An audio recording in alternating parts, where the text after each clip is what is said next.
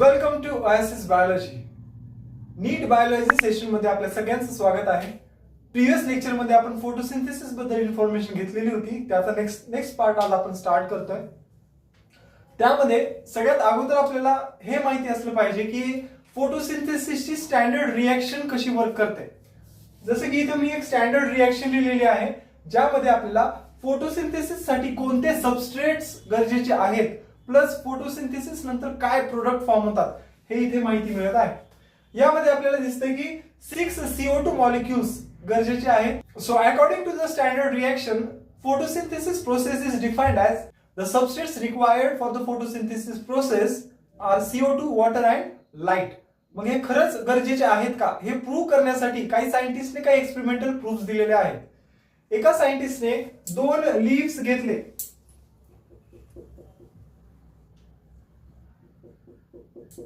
एका लीफ वरती एक ब्लॅक पेपर ठेवला आणि एका लीफला सनलाइटला एक्सपोज केलं. दोन्ही लीफला सनलाइटला एक्सपोज केलं, फक्त एका लीफ वरती ब्लॅक पेपर ठेवलेला होता. त्यानंतर एक स्पेसिफिक टाइम इंटरवल नंतर या दोन्ही लीफ्स मध्ये ऑब्झर्वेशन करण्यात आलं तर या लीफ मध्ये जे सनलाइटला एक्सपोज केलेली लीफ होती यामध्ये स्टार्च प्रोडक्शन ऑब्झर्व झालं. याचाच अर्थ की light is responsible for the production of food or the starch. जे काही ग्लुकोज या फोटोसिंथेसिस प्रोसेस मध्ये तयार होतं ते पुढे जाऊन स्टार्चच्या फॉर्म मध्ये प्लांट बॉडी मध्ये स्टोअर केलं जातं. हे एक एक्सपेरिमेंटल प्रूफ होता. दुसरा एक्सपेरिमेंट जे सांगतो की CO2 पण फोटोसिंथेसिस प्रोसेस साठी तेवढाच गरजेचा आहे. दुसरा एक्सपेरिमेंट जो सांगतो की CO2 फोटोसिंथेसिस प्रोसेस साठी पण गरजेचं आहे का. हे एक्सपेरिमेंटल प्रूफ दिलेला आहे सायंटिस्टने, ज्यामध्ये त्यांनी एका टेस्ट ट्यूब मध्ये एक लीफ ठेवलेला आहे आणि सोबतच एक KOH कॉटन बॉल ठेवलाय. KOH कॉटन बॉल काय करतो तर त्या टेस्ट ट्यूब मध्ये प्रेझेंट असणाऱ्या एन्व्हायरमेंट मधला CO2 ऍब्सॉर्ब करून घेतो आणि दुसऱ्या टेस्ट ट्यूब मध्ये फक्त त्यांनी एक लीफ ठेवलेला आहे. दोन्ही टेस्ट ट्यूब्सला लाईटला एक्सपोज केलं, पण जे स्टार्च प्रोडक्शन आहे ते टेस्ट ट्यूब नंबर 2 मध्ये आपल्याला पाहायला मिळालं. का? कारण टेस्ट ट्यूब 2 मध्ये CO2 प्रेझेंट होता आणि टेस्ट ट्यूब 1 मध्ये CO2 या KOH कॉटन बॉलने सोक करून घेतला होता, ऍब्सॉर्ब करून घेतला होता. त्यामुळे इथे CO2 ऍब्सेंट असल्यामुळे नो स्टार्च प्रोडक्शन आणि इथे CO2 प्रेझेंट असल्यामुळे स्टार्चचं प्रोडक्शन झालं. याचा अर्थ काय? जसं आपण मागच्या एक्सपेरिमेंट मध्ये लाईट इम्पॉर्टंट आहे हे प्रूव्ह केलं होतं, त्याच पद्धतीने या एक्सपेरिमेंट थ्रू आपल्याला हे समजतं की CO2 पण तितकाच इम्पॉर्टंट आहे for the production of the starch. आणखीन एक शेवटचा एक्सपेरिमेंट जे प्रूव्ह करतं की light as well as carbon dioxide both are responsible for the production of starch in the plant body. Third experiment खूप इंटरेस्टिंग आहे. यामध्ये जोसेफ प्रिस्टली या सायंटिस्टने काय केलं, एक बेल जार घेतला. या बेल जार मध्ये हे क्लोज्ड जार आहे. यामध्ये एक माईस ठेवला प्लस एक बर्निंग कॅन्डल ठेवली. आता according to our studies, our knowledge, we know that की हा जो माईस आहे हा काय करेल, रेस्पिरेशन करेल. रेस्पिरेशन थ्रू काय करेल, CO2 बाहेर रिलीज करेल. बरोबर आहे. त्यानंतर हा कॅन्डल जो बर्न होईल यामधनं CO2 गॅस बाहेर रिलीज होईल. त्यांना ऑक्सिजन कुठून मिळणार आहे? त्या माईसला सर्व्हाइव्ह करण्यासाठी ऑक्सिजनची गरज आहे. पण या बेल जार मध्ये जे गॅस प्रोडक्शन होईल ते कोणतं होईल, CO2. ज्याने जी बर्निंग कॅन्डल आहे ती डिस्टिंग्विश होईल आणि जे माईस आहे तो पण तिथे डेड होईल. का? कारण त्याला ऑक्सिजनच मिळत नाही. मग जोसेफने काय केलं, त्याच बेल जार मध्ये एका ठिकाणी मिंट प्लांट ठेवला. आता मिंट प्लांट ठेवल्यामुळे बर्निंग कॅन्डल बर्निंगच राहिली, माईस पण सर्व्हाइव्ह केला, प्लस हे प्लांट मध्ये पण आपल्याला ग्रोथ पाहायला मिळाली. आता हे काय आहे तर मिंट प्लांट जे ह्याच्यामध्ये ठेवलेला होता तो मिंट प्लांट या अॅनिमलने आणि या बर्निंग कॅन्डलने रिलीज केलेला कार्बन डायऑक्साइड युटिलाइज करायला, त्या कार्बन डायऑक्साइडचा वापर करून तो या फोटोसिंथेसिस प्रोसेस कॅरी आउट करायला, फोटोसिंथेसिस पासून इव्हॉल्व काय व्हायला, ऑक्सिजन मॉलिक्यूल त्या माईसला मिळायला. माईसला ऑक्सिजन मॉलिक्यूल मिळाल्यामुळे माईस मध्ये पण रेस्पिरेशन प्रोसेस घडली प्लस ते सर्व्हाइव्ह करायला. म्हणजेच light as well as carbon dioxide both are responsible for the photosynthesis process. This experiment proves that. Okay, तर असे वेगवेगळे एक्सपेरिमेंट सायंटिस्टने केले to prove that light as well as carbon dioxide and water all are responsible for the production of glucose molecule. आता experiment चालूच आहे, तर आणखीन एक एक्सपेरिमेंट बद्दल तुम्हाला माहिती देतो. नेक्स्ट सायंटिस्ट ज्याने एक एक्सपेरिमेंटल प्रूफ दिला तो आहे जॅन इंगियनहाउस. या सायंटिस्टने काही ॲक्वॅटिक प्लांट्सला स्टडी केला. एका ॲक्वॅटिक प्लांटला त्याने प्रॉपर ऑब्झर्व केल्यानंतर त्याला असं पाहायला मिळालं की त्या प्लांट मधून काही बबल्स रिलीज होत आहेत. हे जे ॲक्वॅटिक प्लांट आहे या प्लांट मधून काही बबल्स रिलीज होत आहेत. मग हे बबल्स कशाचे आहेत? फोटोसिंथेसिस प्रोसेस प्रॉपर स्टडी केल्यानंतर असं समजतं ते बबल्स आहेत ऑक्सिजनचे. मग जे ऑक्सिजन रिलीज होत आहे तो कशाचा बाय प्रोडक्ट आहे? तर या फोटोसिंथेसिस प्रोसेसचा. हे त्याने प्रूव्ह केलं. जेव्हा एखाद्या ॲक्वॅटिक प्लांटला लाईट मिळत आहे, सराउंडिंग मध्ये डिझॉल्व्ड कार्बन डायऑक्साइड प्रेझेंट आहे, वॉटर तर तिथे अगोदरच प्रेझेंट आहे. मग या तिन्ही गोष्टी असतील तर फोटोसिंथेसिसचा बाय प्रोडक्ट म्हणून ऑक्सिजन तिथे रिलीज होईल. तर हे असे काही एक्सपेरिमेंटल प्रूफ होते जे आपल्याला सांगतात की फोटोसिंथेसिस प्रोसेससाठी रिक्वायर्ड जो काही सबस्ट्रेट आहे तो कार्बन डायऑक्साइड आहे, वॉटर आहे आणि सनलाईट पासून जी मिळणारी लाईट आहे ती पण खूप इम्पॉर्टंट ठरते. काही बॅक्टेरिया आहेत ज्यामध्ये फोटोसिंथेसिस घडते. मग आपण जे वॉटर मॉलिक्यूल बद्दल स्टडी करतो, वॉटर मॉलिक्यूल रूट्स पासून ऍब्सॉर्ब केला जातो. बट जे बॅक्टेरिया आहेत, प्रत्येक बॅक्टेरियाच्या सराउंडिंग मध्ये वॉटर मॉलिक्युल्स प्रेझेंट असतीलच असं नाही. मग जो रिक्वायर्ड सबस्ट्रेट आहे जे ग्रीन प्लांट्स वॉटर मॉलिक्युलच्या फॉर्म मध्ये युटिलाइज करतात ते बॅक्टेरिया मध्ये चेंज होतो. बॅक्टेरिया जसं की दोन प्रकारचे बॅक्टेरिया मी तुम्हाला सांगतो, ग्रीन सल्फर बॅक्टेरिया आणि पर्पल सल्फर बॅक्टेरिया. हे दोन बॅक्टेरियल स्पेसिस आहेत जे काय करतात, H2S ऍज अ सबस्ट्रेट म्हणून वापरतात. याची स्टँडर्ड रिएक्शन जर आपण स्टडी केली तर त्यामध्ये आपल्याला माहिती पडतं हे जे बॅक्टेरिया आहेत ते फोटोसिंथेटिक आहेत. यामध्ये फोटोसिंथेसिस घडते म्हणून हे फोटोसिंथेटिक झाले.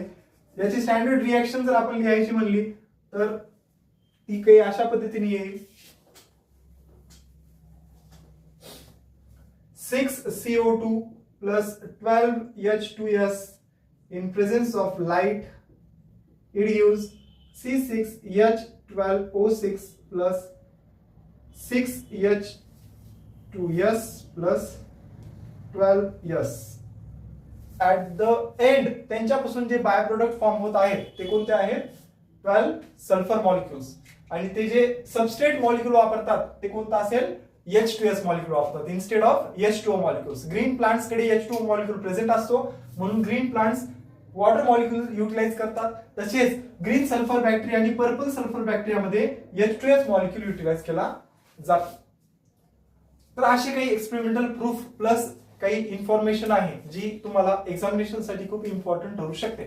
क्लोरोप्लास्ट, त्यालाच आपण म्हणतो द ग्रीन प्लास्टिड. हे स्पेशली फक्त प्लांट बॉडी मध्ये फोटोसिंथेसिस करण्यासाठी अडॉप्ट झालेला एक सेल ऑर्गेनल आहे. जर तुम्ही एंडोसिम्बायोसिस थेअरी स्टडी केली असेल तर तुम्हाला असं समजेल की हा जो सेल ऑर्गेनल आहे तो एक एंडोसिम्बायोंट आहे जे अगोदर एक प्रोकॅरियोटिक बॅक्टेरियल सेल म्हणून सर्वाइव्ह करत होते ते पुढे जाऊन युकॅरियोटिक सेल मध्ये एक सेल ऑर्गेनल बनून राहिले. त्यामध्ये पहिला नंबर येतो मायटोकॉन्ड्रियाचा आणि सेकंड एंडोसिम्बायोंट कोण असेल तर क्लोरोप्लास्ट. हे ग्रीन प्लास्टिड आहे जे सेमी ऑटोनॉमस आहे, स्वतः सेल्फ रेप्लिकेट होऊ शकतो, स्वतःचा डीएनए आहे. ज्या पद्धतीने एका सेलमध्ये सायटोप्लाझम असतो तसे या क्लोरोप्लास्ट कडे त्याचा स्वतःचा स्ट्रोमा आहे. त्यानंतर यामध्ये प्रोटीन सिंथेसिस करण्यासाठी रायबोझोम्स प्रेझेंट आहेत. त्याच्याकडे स्वतःचा एक सर्क्युलर डीएनए आहे जो सर्क्युलर डीएनए बॅक्टेरियामध्ये प्रेझेंट असतो. सिमिलरली रायबोझोम कडे त्याचा एक स्पेसिफिक सर्क्युलर डीएनए प्रेझेंट आहे. सेल पेक्षा वेगळं काय आहे तर हे जे स्ट्रक्चर्स आपल्याला एकावर एक स्टॅक झालेले स्ट्रक्चर्स दिसत आहेत, stacked structures that are called as granum. Chloroplast कडे ग्रॅनम एक स्पेशलाइज्ड पार्ट आहे त्या क्लोरोप्लास्टचा. त्यामध्ये आपल्याला असं दिसतं एकावर एकावर एकावर एक असे स्टॅक्ड रिजन्स दिसत आहेत, स्ट्रक्चर्स दिसत आहेत. त्यातल्या स्पेसिफिक एका स्ट्रक्चरला जर आपण स्टडी केलं तर याला म्हणतात थायलॅकॉइड. या एका रिजनला जर म्हणलं आपण काय म्हणायचं, थायलॅकॉइड. एकावर एक थायलॅकॉइड, दुसऱ्यावर दोन थायलॅकॉइड, असे एकावर एक स्टॅक करत खूप साऱ्या थायलॅकॉइड्सने एक ग्रॅनम तयार होतो. दोन ग्रॅनम एकमेकांना जे अटॅच असतात त्या रिजनला आपण स्ट्रोमल लॅमिला म्हणतो. काय म्हणायचं, स्ट्रोमल लॅमिला. आता हे जे ग्रीन प्लास्टिड आहे, या ग्रीन प्लास्टिड मध्ये सगळ्यात इम्पॉर्टंट कन्सेप्ट सांगायची म्हणली तर हा जो ग्रीन प्लास्टिड आहे डबल मेम्ब्रेन बाउंड स्ट्रक्चर आहे. आता यामध्ये जर आपण एक्स्ट्रा काही स्टडी करायचं म्हणलं तर काय करायचं, आउटर मेम्ब्रेन युकॅरियोटिक ओरिजिनचे असते आणि इनर मेम्ब्रेन प्रोकॅरियोटिक ओरिजिनचे असते. आता हे युकॅरियोटिक ओरिजिन का आहे, प्रोकॅरियोटिक ओरिजिन का आहे, यासाठी तुम्हाला एंडोसिम्बायोटिक थेअरी तुम्हाला स्टडी करावी लागेल, त्यामध्येच कळेल. फक्त सध्या एवढं लक्षात ठेवा की आउटर मेम्ब्रेन कशी आहे, युकॅरियोटिक ओरिजिनची असते आणि या दोन मेम्ब्रेनच्या मध्ये जे रिजन असतं त्याला आपण इंटर मेम्ब्रेन स्पेस म्हणतो. जसं आपण मायटोकॉन्ड्रियामध्ये स्टडी करतो, मायटोकॉन्ड्रियाच्या इनर मेम्ब्रेन आणि आउटर मेम्ब्रेनच्या मधला जो स्पेस असतो त्याला पण आपण इंटर मेम्ब्रेन स्पेस म्हणतो. सिमिलरली क्लोरोप्लास्ट मध्ये पण आउटर आणि इनर मेम्ब्रेनच्या मधला जो स्पेस आहे त्याला आपण इंटर मेम्ब्रेन स्पेस म्हणायचं. आता जे आउटर मेम्ब्रेन आहे, या आउटर मेम्ब्रेन वरती नॉन स्पेसिफिक पोरिन प्रोटीन्स असतात जे ट्रान्सपोर्टर्स आहेत. आता हे नॉन स्पेसिफिक पोरिन प्रोटीन्स काही आयन्स असतील, काही वॉटर मॉलिक्यूल असतील, प्लस काही 10 किलो डाल्टन पेक्षा कमी साईजचे मॉलिक्यूल्स असतील. या मॉलिक्यूल्सला मध्ये पाठवण्यासाठी स्पेसिफाईड नाहीये. म्हणजे असे स्मॉलर मॉलिक्यूल्स आउटर मेम्ब्रेन मधून मध्ये एंटर होऊ शकतात into the inter membrane space.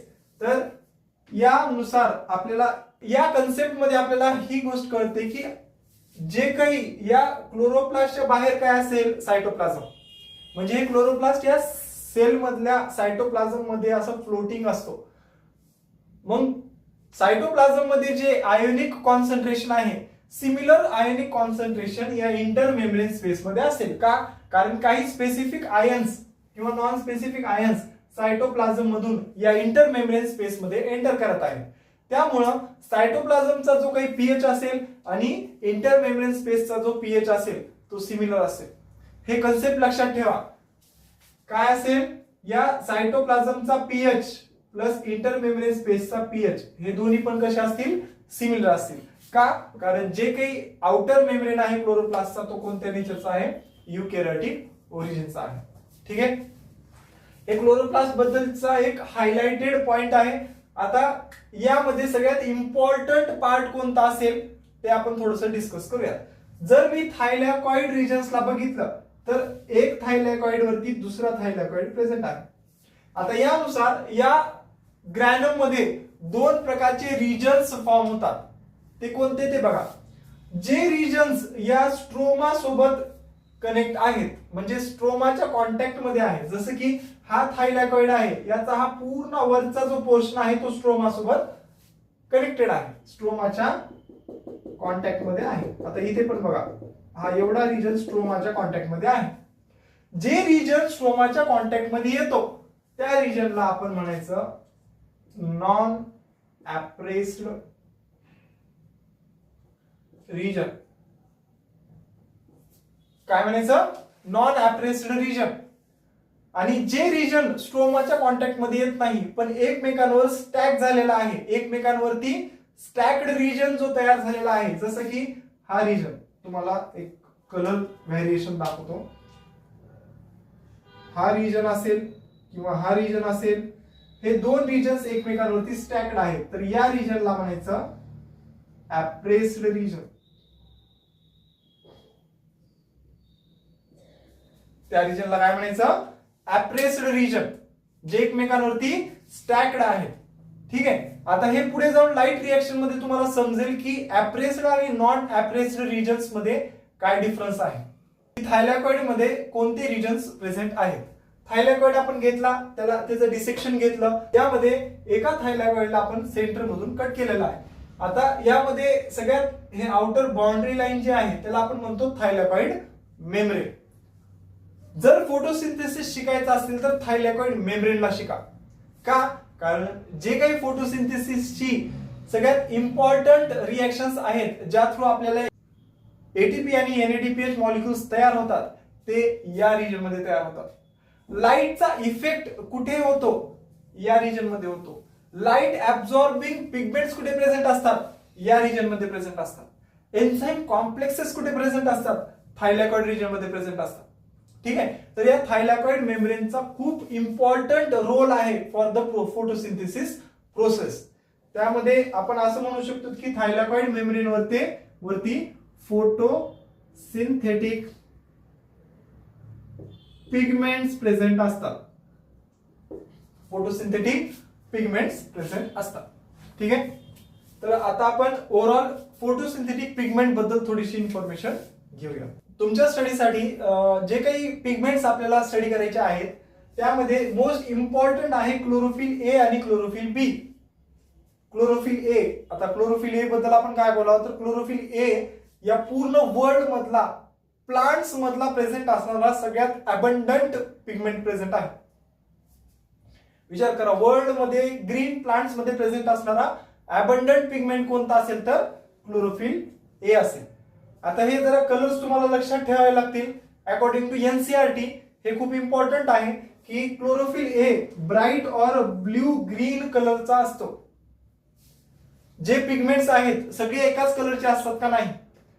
हे जे पिगमेंट्स प्रेझेंट आहेत प्लांट मध्ये ते फोटोकेमिकल क्विंचिंग साठी वापरले जातात. म्हणजे एखाद्या प्लांट मध्ये लाईटच्या ऍब्झॉर्प्शनमुळे, लाईटच्या एनर्जीमुळे प्लांट बॉडीच्या सेल्समध्ये, प्लांट सेल्समध्ये बर्निंग होऊ नये त्यासाठी काही स्पेसिफिक ऍक्सेसरी पिगमेंट्स त्या लाईटला ऍब्झॉर्ब करतात to minimise the intensity of the light which is required for the photosynthesis. त्यामुळं क्लोरोफिल ए हा सगळ्यात इम्पॉर्टंट आणि इसेन्शियल पिगमेंट आहे. इसेन्शियल पिगमेंट म्हणजे दुसरे कोणते कमी जास्त असतील तरी चालेल, पण क्लोरोफिल ए खूप गरजेचं आहे. कारण क्लोरोफिल ए शिवाय फोटोसिंथेसिस होऊ शकत नाही. याला आपण प्रायमरी पिगमेंट पण म्हणतो, प्रायमरी इसेन्शियल पिगमेंट, कारण याच्याशिवाय फोटोसिंथेसिस शक्यच नाही. याच्यामुळेच काय होतं, क्लोरोफिल ए असा पिगमेंट आहे ज्यामुळे CO2 चं फिक्सेशन होतं. क्लोरोफिल बी, झॅन्थोफिल, कॅरोटिनॉइड्स हे तिघं पण ऍक्सेसरी पिगमेंट्स आहेत. ठीक आहे. आता क्लोरोफिल बी येलो ग्रीन कलरचा आहे, झॅन्थोफिल येलो कलरचा आहे आणि कॅरोटिनॉइड जो आहे तो येलो टू येलो ऑरेंज कलरचा आहे.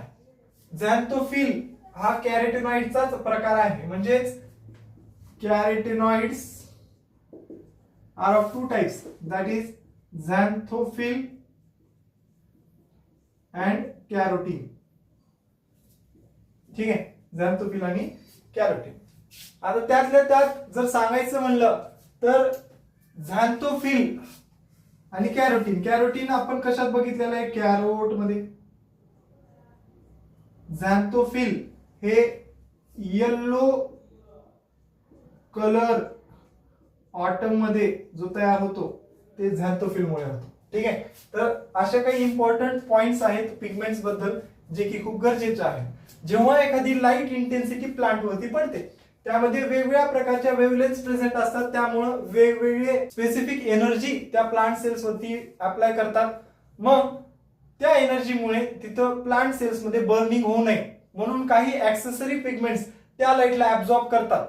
आता ऍब्झॉर्ब केल्यानंतर आपल्याला समजतं की एखाद्या प्लांट सेल मध्ये जर लाईट ऍब्झॉर्ब झाली, जे काही पिगमेंट्स या थायलॅकॉइड मेम्ब्रेन वरती प्रेझेंट आहेत, या थायलॅकॉइड मेम्ब्रेन वरती खूप सारे पिगमेंट्स प्रेझेंट असतात.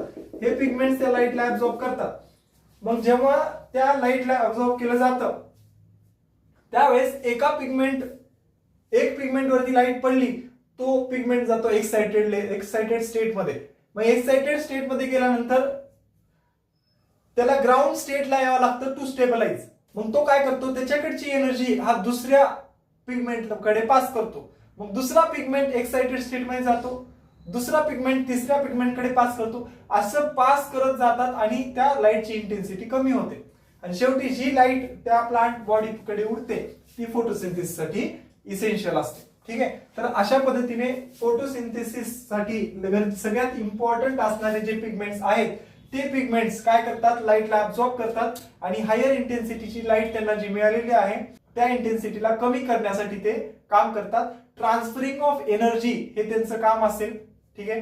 तर ही पिगमेंट्स बद्दलची इन्फॉर्मेशन आहे. नेक्स्ट लेक्चर मध्ये आपण फोटोसिंथेसिसची लाईट रिएक्शन आणि डार्क रिएक्शन याबद्दल इन्फॉर्मेशन घेणार आहोत.